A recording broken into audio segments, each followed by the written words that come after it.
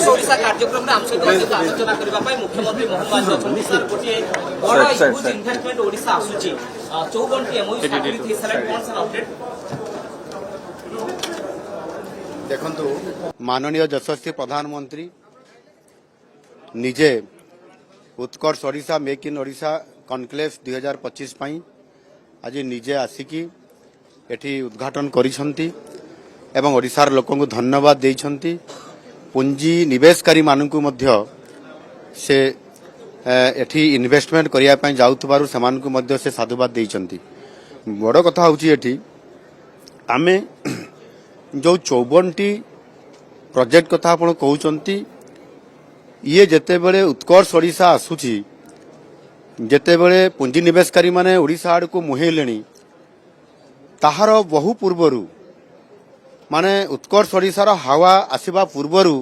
ये 54टी कंपनी अनुमोदन तांकु दिया सरीची एचएलसीए माध्यम रे एबे जो कंपनी माने एठी एमओयू साइन करिवे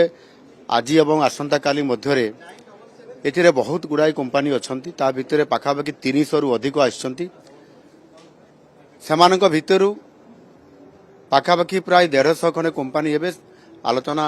जारी रही एमओयू साइन भी एठी आरंभ हो गलानी एवं बड़ कथा होची जे सबुठारु मु जो जिल्लारू आसीछि केन्दुझर जिल्लारू मु आसीछि एवं केन्दुझर जिला खणी खदान रे भरा लुहापथर मांगानीज क्रोमाइट डोलामाइट आपंकर चून पथर ये सबू जोठी अच्छी सेठी कारखाना गोटे नथिला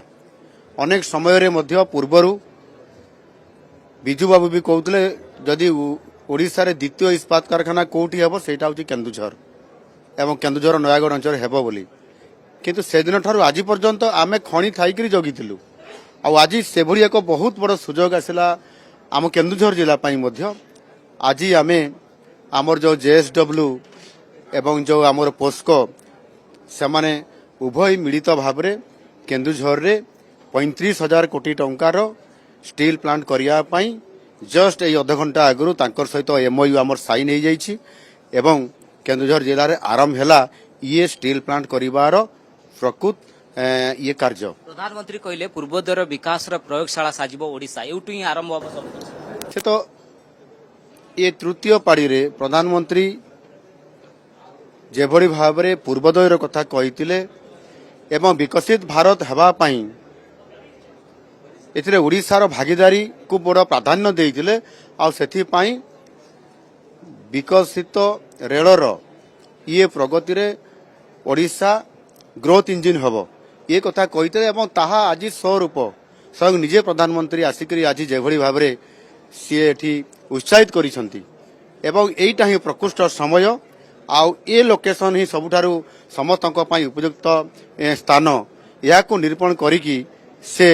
मु देइथिबा मोर वक्तव्य को उद्धार करी से कहिले एही समय है सही समय है एवं यही जो उपयुक्त समय अच्छी इन्वेस्टमेंट आज बढ़ुची या द्वारा शिल्पर गोटे बड़ विप्लव बा गोटे हब हेबा पई जाउची टार्गेट आपण 100 रखिथिले आज 54 एमओयू हे गलानी पाखापाखि आपण जाउछंती गोटे दिन रे से तो टार्गेट ठारू आमे 5 गुणा पाखापाखि अधिक आमे रेस रे अछु आपण ये 2 दिन रो आसंता काली एंडिंग भितरे आपण जानि परिबे जे आमे किबळी भाबरे एठी प्रतियोगिता होउची एवं आमे मध्य ताकू अचीव करिया पई जाउछु निश्चित भाबरे ओडिशा पई अर्थनैतिक क्षेत्र रे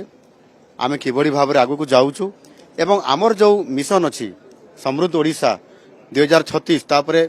विकसित ओडिशा 2047 निश्चित भाव में अर्थनैतिक दृष्टिकोण श्रेष्ठ भारत वर्षर श्रेष्ठ 5टी राज्य भितर ओडिशा स्थान पाइब एवं आमे आमर अर्थनैतिक दृष्टिकोण एवं विकास दृष्टिकोण बहुत आगु जी वर्तमान आम सहित मुख्यमंत्री अधिक आलोचना करुले एवं इन्वेस्टमेंट ओडिशा ही आरंभ हो पूर्वोदय विकास कथा कहते एवं 54टी वर्तमान एमओयू सरलाणी आहुरी एमओयू हम से संक्रांत मुख्यमंत्री प्रतिक्रिया रखुले जनता मैदान कैमरा पर्सन दीनबंधु खिलार सहित ज्योति प्रकाश कनक न्यूज।